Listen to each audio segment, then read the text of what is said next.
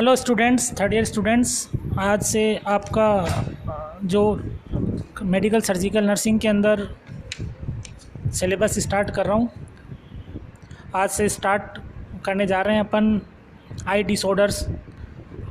आई disorders के अंदर जो सबसे कॉमन डिजीज़ है या डिसऑर्डर है, लेंस का जो डिसऑर्डर है, डिजीज़ ऑफ लेंस है, दैट इज़ कैटरेक्ट। कैटरेक्ट जो वर्ड है उससे, जिसको हिंदी में मोतियाबिंद कहते हैं, कैटरेक्ट जो है उससे आप सभी लोग फेमिलियर होंगे कि जिसमें जैसे जैसे एज बढ़ती है, मेन कॉज जो इसका रहता है कि एज बढ़ने के साथ साथ जो क्लियर क्रिस्टलाइन लेंस है उसमें ओपेसिफिकेशन हो जाता है।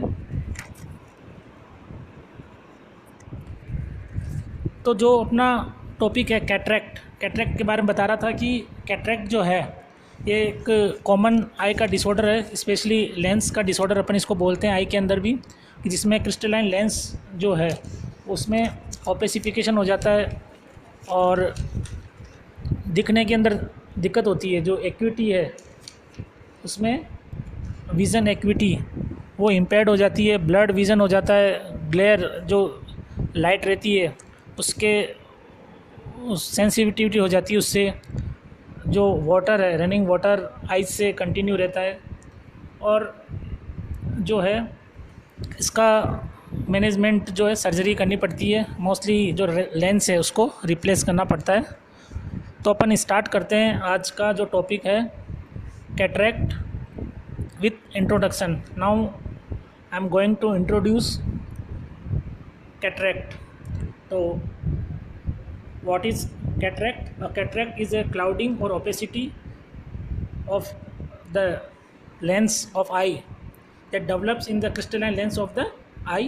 The term cataract is derived from the Greek word cataractus, which describes rapidly running water. Cataracts typically progress slowly to cause vision loss and are potentially blinding if untreated. ये धीरे धीरे जो है प्रोग्रेस करता है और अगर इसको ट्रीट नहीं किया गया टाइम पे तो धीरे धीरे इसमें क्या है कि कम दिखाई देना शुरू करता है, लो विज़न या एक्विटी प्रॉपर नहीं है या ब्लड विज़न। लेकिन अगर इसको ट्रीट नहीं किया गया टाइम से तो ये किस में कन्वर्ट हो जाता है, ये ब्लाइंडनेस में कन्वर्ट हो जाता है। कैटरेक्ट्स कैन डेवलप इन वन और both eyes at any as. तो ये किसी भी एज में हो सकता है और ये एक या दोनों आँखों में एक साथ भी हो सकता है कैटरेक्ट। तो ये था अपना इंट्रोडक्शन कैटरेक्ट का। Now we comes on definition. तो डेफिनेशन जो है कैटरेक्ट की है, द क्लाउडीनेस और opacity of the clear crystalline lens of the eye is called cataract. यानी क्या होता है इसमें मेनली जो क्रिस्टलाइन लेंस है जो कि ट्रांसपेरेंट रहना चाहिए, वहाँ पे जो है क्या हो जाता है, ओपेसिटी हो जाता है। और क्लाउडीनेस, ओपेसिटी होने के कारण क्या होगा, वहाँ पे एक वाइट क्लाउडीनेस हो जाता है लेंस के ऊपर, जो कि अपने को इजीली देख सकते हैं अपन। तो क्या है डेफिनेशन, द क्लाउडीनेस और opacity of the clear crystalline lens of the eye is called cataract. Now we comes on causes and risk factor. There are many causes of the cataracts, but the main cause of cataract is age. The advanced age यानी जैसे जैसे as बढ़ती है तो first जो है causes and risk factors में first है age. Age the incidence increases after the age of 65, यानी 65 से 70 साल की एज होने के बाद जो है इंसिडेंस कैटरेक्ट होने का बढ़ता रहता है। Hereditary, due to an anomaly in the chromosomal pattern of the individual. Third है exposure to ultraviolet rays over the life span. अगर कंटिन्यूस अपन काफ़ी लंबे समय तक for a long time, if someone or if any person is exposed to ultraviolet rays, that is another cause of cataract. The next cause is the people who live at high altitudes.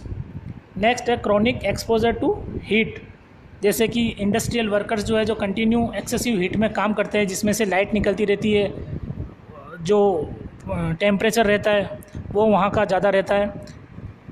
Next है glass blowers and welders without I protection, यानी जो welders है जो welding का काम करते हैं, अगर वो आई प्रोटेक्शन नहीं करते हैं तो वहाँ पे भी जो है लेंस डैमेज होने का चांस रहता है, और वहाँ पे जो हीट भी ज़्यादा रहती है और जो ग्लेयर है वो भी लाइट का ज़्यादा रहता है, तो वहाँ पे उनको प्रोटेक्शन यूज़ करना चाहिए। ग्लासेस जैसे यूज़ होती है, स्क्रीन गार्ड यूज़ करते हैं, तो अगर वो नहीं है तो आपको कैटरेक्ट होने का चांस रहता है। इंट्रा ओक्यूलर डिसऑर्डर्स, कुछ इंट्रा ओक्यूलर डिसऑर्डर्स है जिसके कारण जो है कैटरेक्ट हो सकता है, जैसे मायोपिया है, ग्लूकोमा है, रेटिनल डिटैचमेंट है, इनके कारण जो है कैटरेक्ट हो सकता है। कुछ मेडिकेशंस है जो कि फोटोटॉक्सिक यानी विज़न के लिए जो हार्मफुल रहती है, अगर उनका कंटिन्यूस यूज़ कर रहे हैं काफ़ी लंबे समय तक तो वो जो है विज़न को इम्पैक्ट करती है, जिसके कारण कैटरेक्ट जो है हो सकता है। जैसे कुछ एग्जांपल्स हैं टेट्रासाइक्लिन, थायजाइड्स, फेनोथायजाइड्स, ट्रैंक्विलाइजर्स, ओरल कॉन्ट्रासेप्टिव्स, ऐसी कुछ मेडिकेशंस है जो अगर कंटिन्यू यूज़ कर रहे हैं तो वहाँ पे जो है कैटरेक्ट होने का खतरा रहता है। तो ये थे causes and risk factors of cataract. Now we comes on classification of cataract. तो जो क्लासिफिकेशन है ऑफ कैटरेक्ट उसमें फर्स्ट है इटियोलॉजिकल क्लासिफिकेशन। तो इटियोलॉजिकल क्लासिफिकेशन और मॉर्फोलॉजिकल क्लासिफिकेशन, दो क्लासिफिकेशन है इसमें। जो पहला अपन डिस्कस कर रहे हैं इटियोलॉजिकल क्लासिफिकेशन ए जो है, ए इटियोलॉजिकल क्लासिफिकेशन में जो फर्स्ट है वो है कंजेनाइटल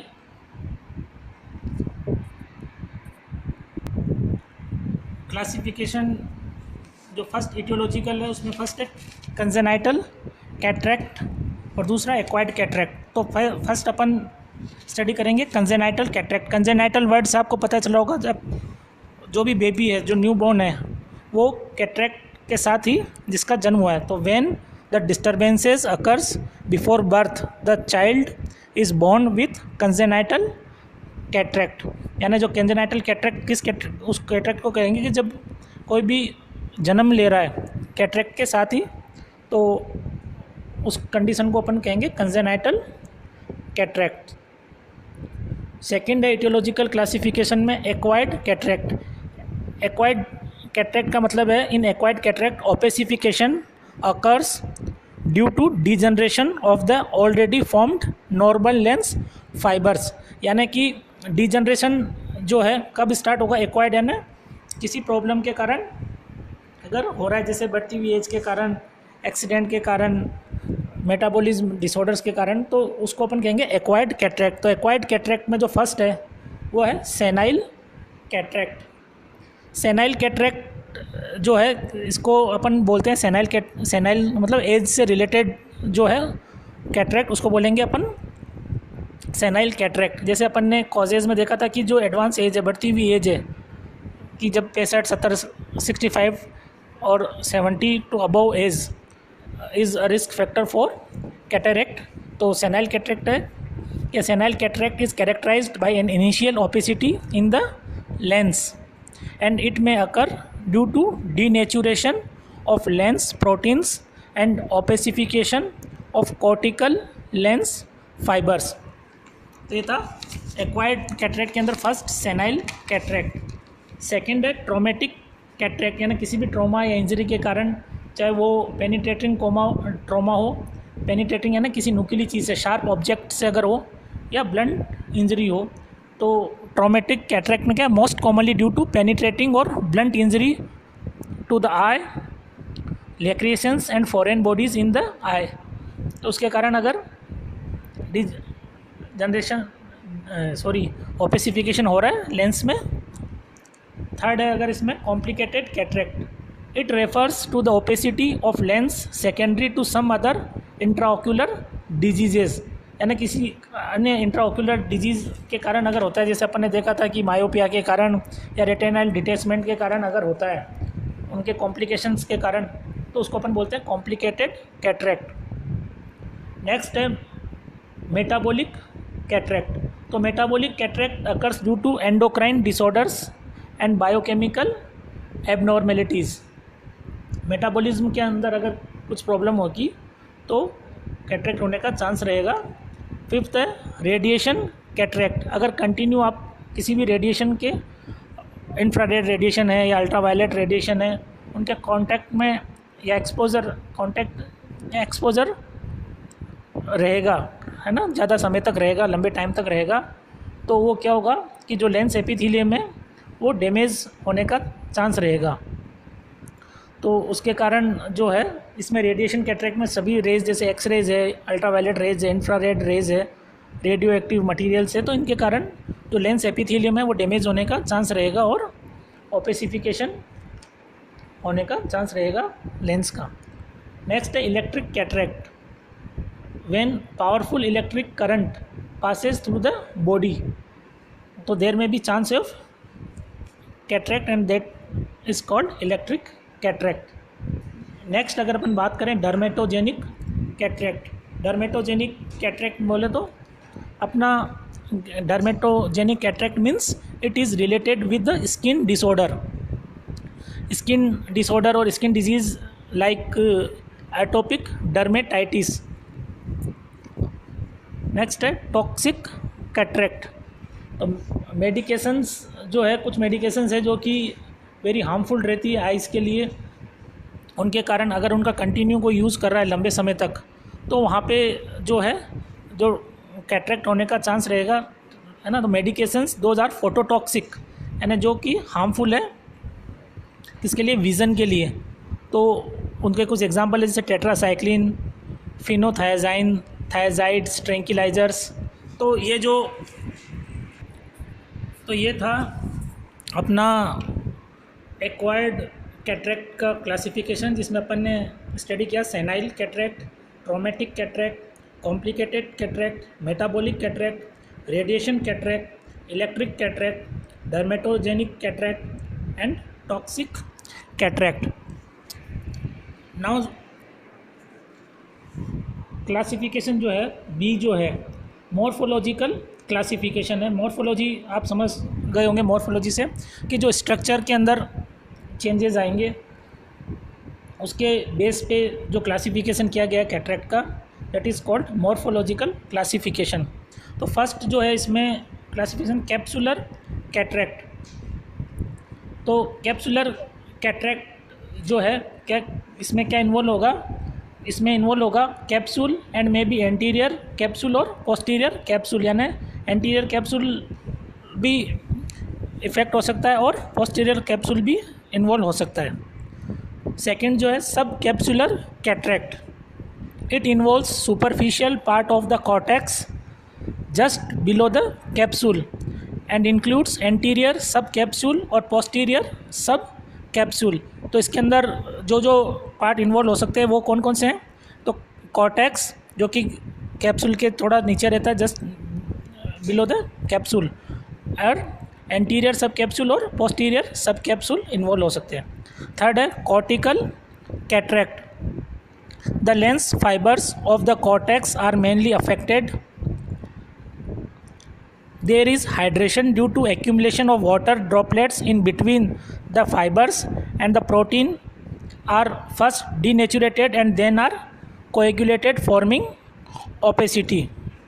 तो ये था कॉर्टिकल कैटरेक्ट। फोर्थ है supranuclear cataract. It involves only the deeper parts of the cortex. Next है nuclear cataract. It involves the nucleus of the crystalline lens. The nucleus becomes diffusely cloudy and obstruct the light rays.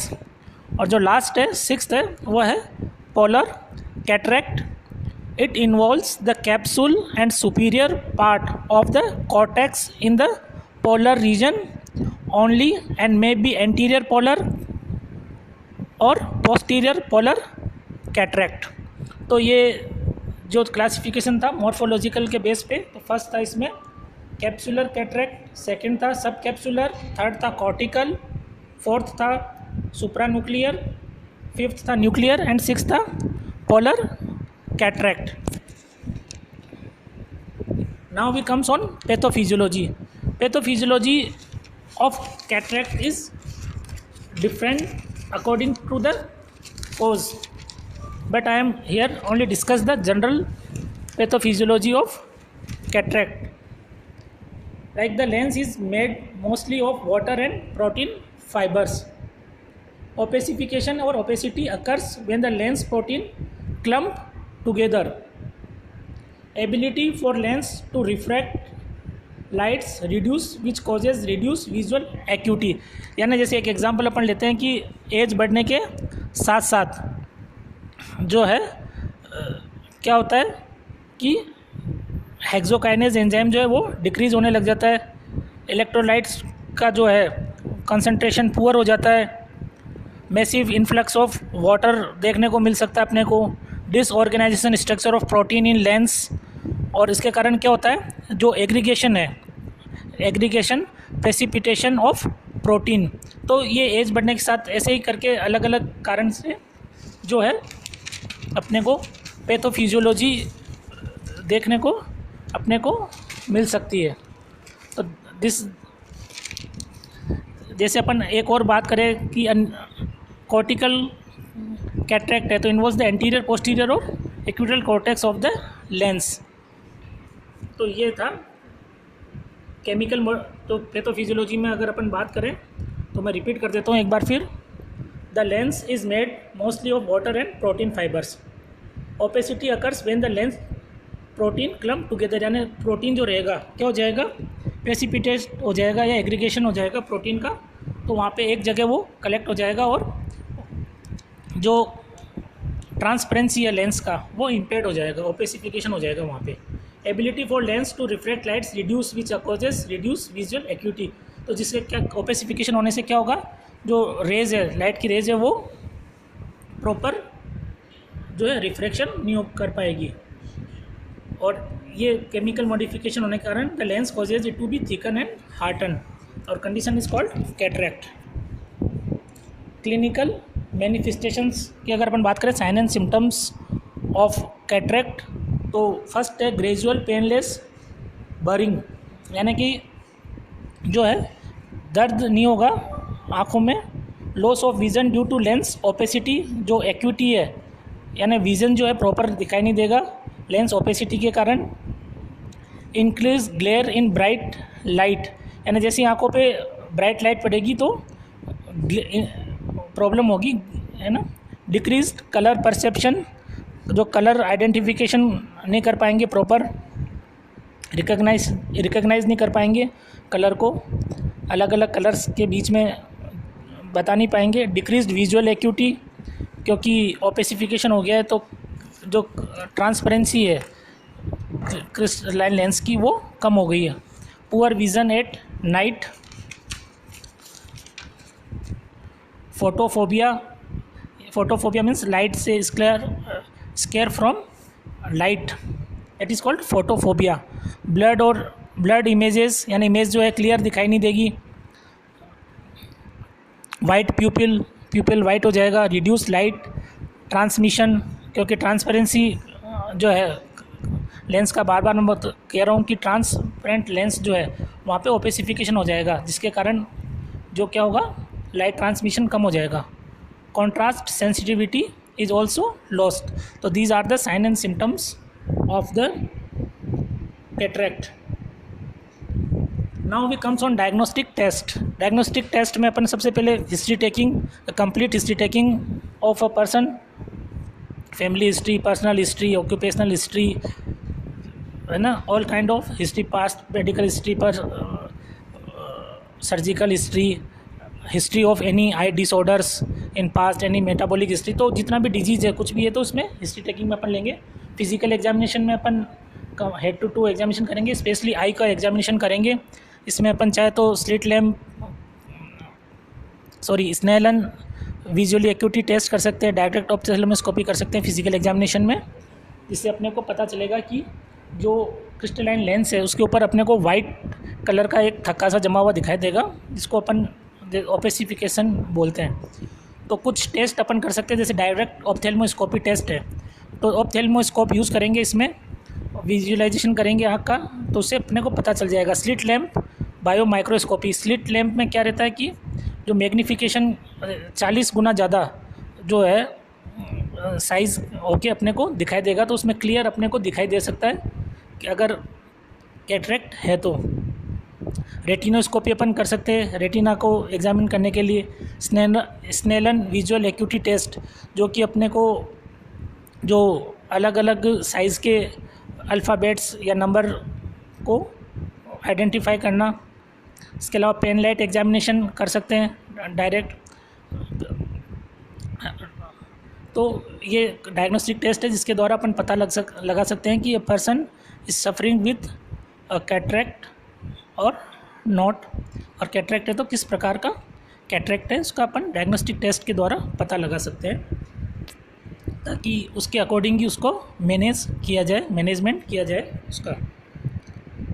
Next upon management की बात करते हैं। Cataract का जो management है, तो कोई भी मेडिसिन से कैटरेक्ट को एक्चुअली ट्रीट नहीं किया जा सकता है।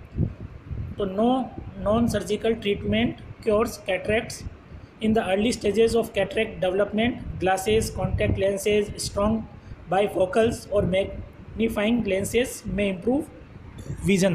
तो मैनेजमेंट की अगर अपन बात करें तो there is no particular medical management for the cataract, it is cured by only surgically treatment. तो अगर मैं स्टार्टिंग में अगर उसको कुछ समय के लिए अगर अपने को रिलैक्सेशन देना भी है, ट्रीट करना भी है, तो जो मैनेजमेंट अपन यूज़ करेंगे तो वो क्या करेंगे, पेशेंट को कॉन्टैक्ट लेंसेज पहनने के लिए बोल देंगे या ग्लासेस दे देंगे, ताकि कुछ समय के लिए उसको उसका जो विज़न है वो इम्प्रूव हो सके, उसको जो देखने में प्रॉब्लम हो रही है वहाँ पे उसको हेल्प मिल सके, विज़न एक्यूटी जो है वो इम्प्रूव हो सके। पर ये टेम्परेरी जो है सॉल्यूशन है, टेम्परेरी मैनेजमेंट है। परमानेंट मैनेजमेंट के लिए सर्जरी करनी ही पड़ेगी।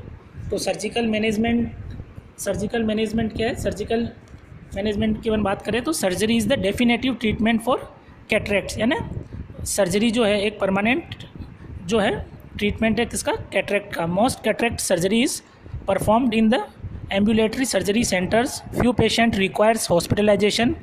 Common surgical procedures for cataract जो है वो है, पहला फर्स्ट अगर अपन बात करें एक्स्ट्रा कैप्सुलर कैटरेक्ट एक्सट्रैक्शन, तो फर्स्ट सर्जिकल मैनेजमेंट है कौन सा है, extra capsular cataract extraction. It consist of removing the lens and the anterior portion of the lens capsule manually. तो इसमें क्या करेंगे, removing the lens and the anterior portion of the lens capsule manually. Second अगर अपन surgical management की बात करें तो वो है intra capsular cataract extraction. First क्या था, एक्स्ट्रा कैप्सुलर, दूसरा क्या है, इंट्रा कैप्सुलर कैटरेक्ट एक्सट्रैक्शन। तो इसमें क्या करेंगे, instruments are used to remove the entire lens and capsule manually. तो इसमें क्या करेंगे, remove the entire lens and capsule manually. In either extra capsular surgery or intracapsular surgery, the cataract lens is removed and replaced with the lens which stays in the eye permanently। तो extra capsular और intracapsular में क्या करेंगे, lens को remove करेंगे और उसकी जगह दूसरा लेंस जो है इम्प्लांट कर देंगे, जो कि वहाँ पे आई के अंदर परमानेंटली स्टे रहेगा और वहीं रहेगा। थर्ड अगर सर्जरी की बात करें, फेको इमल्सिफिकेशन। तो फेको इमल्सिफिकेशन में क्या करेंगे, a titanium needle vibrating at ultrasonic frequencies, high frequency sound waves का इसमें यूज़ करेंगे to disturb the lens nucleus. The needle vibrates at ultrasonic frequency approximate 40,000 hertz and the lens material is emulsified. A second fine instrument जिसको अपन cracker या chopper बोलते हैं, उसको use करेंगे used from a side for to facilitate cracking or chopping of the nucleus into smaller pieces. तो emulsification के बाद क्या करेंगे, चॉपर के द्वारा छोटे छोटे टुकड़ों में उसको जो है न्यूक्लियस को छोटे टुकड़ों में बांट देंगे. The interior capsule and lens particles are removed from the eye by irrigation and aspiration. तो स्मॉल पीसेस के अंदर पार्टिकल्स में चेंज करने के बाद क्या करेंगे, उनको आइज से रिमूव करेंगे. किसके द्वारा, इरिगेशन के द्वारा, यानी irrigation means wash out of the eyes. तो आई इरिगेशन के द्वारा and aspiration through a sleeve around the needle. The posterior capsule is left intact to support an IOL. और उसके बाद क्या करेंगे, नया लेंस पर लगा देंगे. नेक्स्ट सर्जरी है intraocular lens implantation. After the removal of the cataract lens, the intraocular lens is usually implanted into the eye, either through a small incision using a foldable IOL or through an enlarged incision using a polymethyl methacrylate lens. The lens implanted is inserted through the incision into the capsular bag within the posterior chamber. तो ये था intraocular lens transplantation. इसके अलावा जो last surgery है वो है cryo surgery. Cryo extraction is a form of intracapsular cataract extraction that freezes the lens with a cryogenic substance such as liquid nitrogen. तो लिक्विड नाइट्रोजन से क्या करेंगे, लेंस को फ्रीज कर देंगे. In this technique the cataract is extracted through use of cryo extractor, a cryoprobe whose refrigerated tip adheres to the freezes tissues of the lens permitting its removal. और उसको remove करने के बाद उसकी जगह दूसरा जो लेंस है वो इम्प्लांट कर देंगे जो कि वहाँ पे रहेगा. तो इस तरह से जो लेंस ट्रांसप्लांटेशन के द्वारा, यानी जो कैटरैक्ट वाला लेंस है उसकी जगह नया लेंस इम्प्लांट करके अपन कैटरैक्ट को ट्रीट कर सकते हैं, उसका मैनेजमेंट कर सकते हैं. तो ये था surgical management of the cataract, जो कि परमानेंट एक मैनेजमेंट है कैटरैक्ट का. इसी के साथ ये क्लास आज की कैटरैक्ट की यहीं पे ख़त्म होती है. नर्सिंग मैनेजमेंट आप लोग बुक से लिख लेना. Thank you.